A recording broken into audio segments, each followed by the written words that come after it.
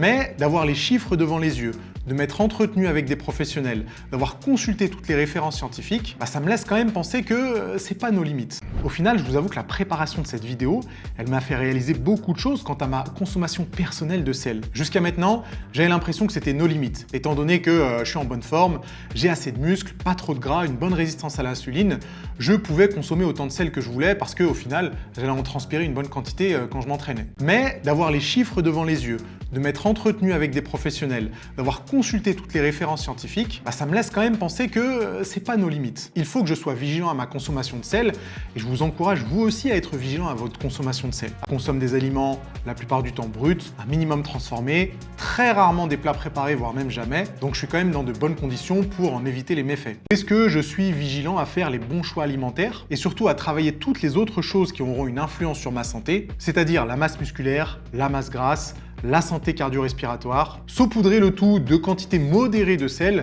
et je pense que là on sera bien.